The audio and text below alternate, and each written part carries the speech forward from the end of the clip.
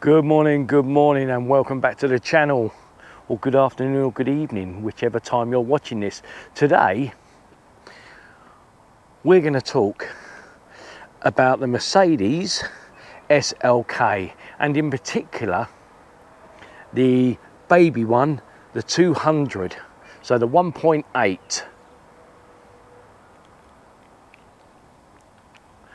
Are they worth buying on a budget? Or do you have to have some money behind you to keep these things running? I'm going to tell you the pros and the cons from my personal experience of owning an SLK200. Let's get on with the show.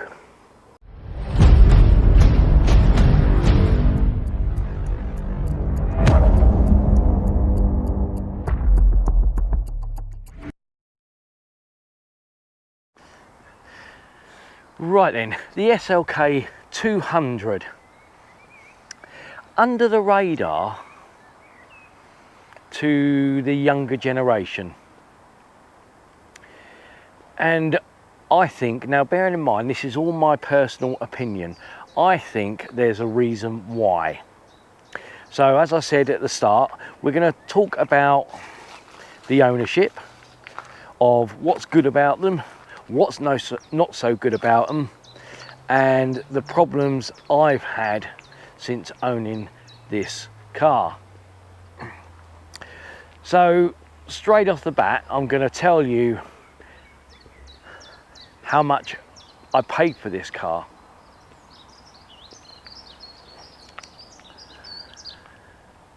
So the story goes, I originally had a BMW Z3 and it had a load of issues coming up for the MOT, and I spent quite a lot on it and I didn't want to spend any more on it, and apart from that it was quite low, and it was what you call a roadster, say no more about it.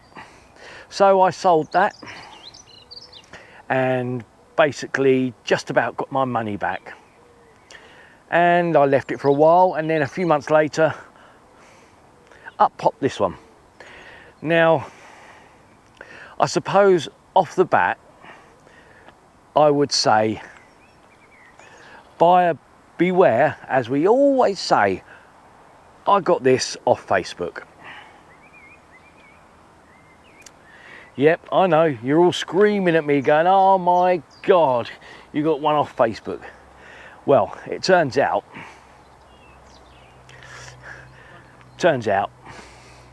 it's a little bit of a lemon, and there's a few reasons why I suppose you shouldn't buy off Facebook Marketplace if you're in the market for a sporty little two-door convertible. So let me tell you the story behind this car, and then we'll go into it. So this came off Facebook Marketplace and I paid £1,500. Yep. And it came with a year's ticket. It had about 3 months left, and I said I wasn't prepared to pay that much for it. He said, I'll get it MOT'd for you, ready to pick up today. As in not today, but as in that day. And you can have it for 1,450 quid. I thought, oh, year's ticket, 1,400. Sure. So off we went. I went up to London after he showed me some videos and he spoke about the car, etc, etc. I thought, yep, you know, I've got to have it. That's all petals and stuff on top there and whatnot. So I picked it up, 1,450 quid. Well, I can tell you now that this came with a dodgy MOT, and I'll tell you for why.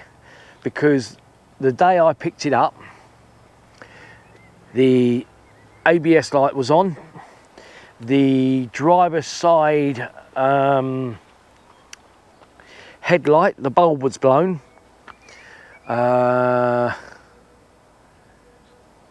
I think that was it as regards to the MOT at the time. He failed to tell me also that the heated seat didn't work, and also there's a burring coming from the fan. You know, when you turn it on, it goes.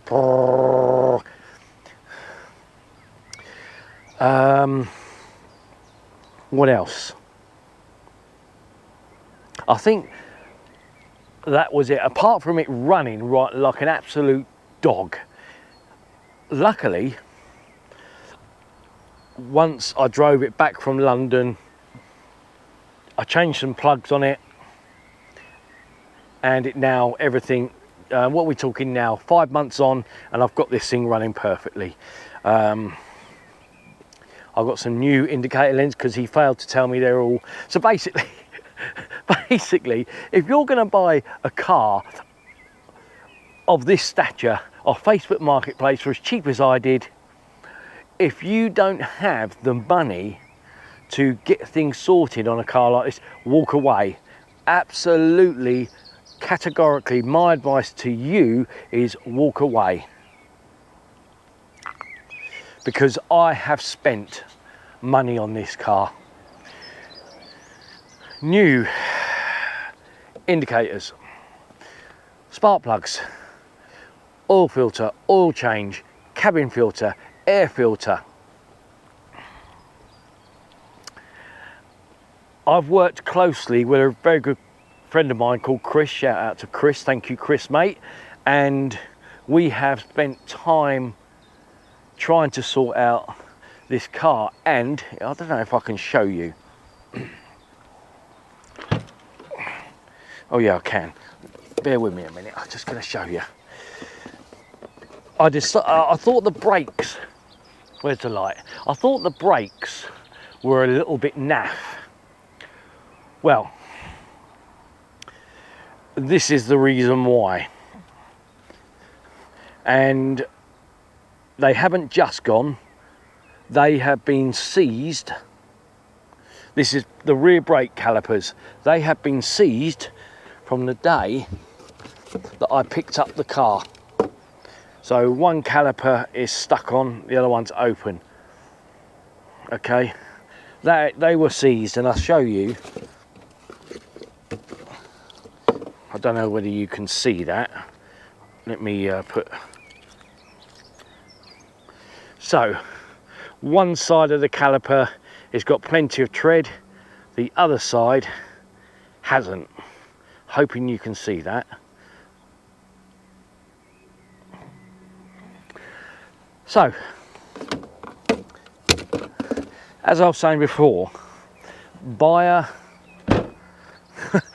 beware.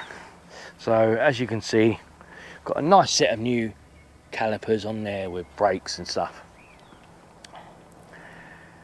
And also, do your homework on these cars, because unbeknown to me, there's a subframe issue also. Now this car is 2005, so it's 20 years old, believe it or not. This car is 20 years old. There is a rear subframe issue that I didn't know when buying. And apparently they rot from the inside out. And I'll get onto the rot and everything else. So, make sure if you're going to buy one of these, it's either had the subframe replaced, or the seller won't mind if you take it to a Mercedes garage and get it professionally inspected. Because at the moment, Mercedes are doing a goodwill gesture and replacing the rear subframe. I managed to get the rear subframe changed within a month of owning the vehicle. We are now 2025 and Mercedes are not doing them anymore. I think they've had so many people wanting them done. I got lucky. If you don't get lucky, you're looking at about £3,000, £2,800 to get the rear subframe done. So do your homework and make sure if you're going to buy one of these that the subframe has either been checked or replaced. The other things to look out for is rust, and these have a habit of rusting on the wings, and apparently it's to do with the clamp that's behind the wings. Again, a malfunction of mismanufacturing. That's not too bad, that one. But again, look at the rust on these vehicles, because they are prone. But bearing in mind also the car is 20 years old, so you're going to have, you know, you've got to have some kind of rust with the car anyway.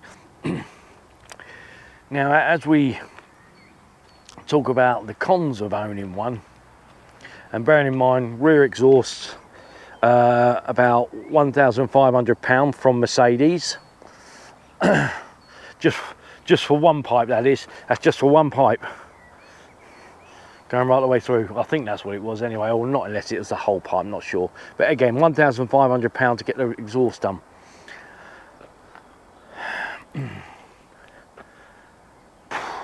Let's talk about the pros. The pros of having an SLK200. Firstly, I get on a dual carriageway on motorway 35 to 40 miles to the gallon. Yep, you heard it right. This thing, if driven sensibly, can get you 35, 40 to the gallon. And when I mean sensibly, I mean not booting it everywhere you go and not coming on the traffic light. So if it's driven sensibly, you can. The drive on these is super comfortable. You can actually sit in here and it is a lovely cockpit, a lovely place to be. Now, I'm a big guy and I can actually get in this car. Where's my hand? Yeah, I can actually get in this car really easily and get out, and it's comfy for a big guy like me. So if you're a bigger guy, and I'm not talking height wise, I'm talking width wise, you'll be okay. You can actually get in and out of this. The drive on this is faultless. The engines are what we always say, bulletproof. This car, now I've got it up and running and fixed properly, it doesn't drink any oil, any water, doesn't drink any petrol. So if you're in the market for one, just bear in mind the few things that I have spoke about. Most importantly, the rear subframe, check the brakes, check the exhaust, and the one other thing to mention is check to make sure the Vario roof is in full operational condition. Okay, make sure it operates with no untoward noises or anything. Now, a bonus with this car, yeah, there is a bonus. I think this Vario roof has been changed at some point, because there are green markers. You probably can't see, no. There are green markers scattered around. And also, if you look at the wiring here, that is like brand new. And the struts, I don't know who they're made by, but I have a feeling that this Vario roof and the mechanism is all brand new. So just check out your Vario roof and make sure it works properly. Other than that, they are fantastic cars.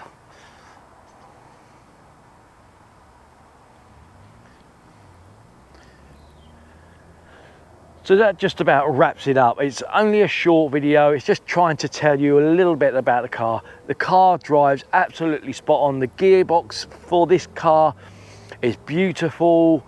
The sound system is great. Obviously it's not up to date, doesn't have Bluetooth and that, but if you want to change out the head unit, you can. You know, that's what a lot of people do, but you know, I'm not interested in that sort of thing. But if you're in the market for one of these, do your homework.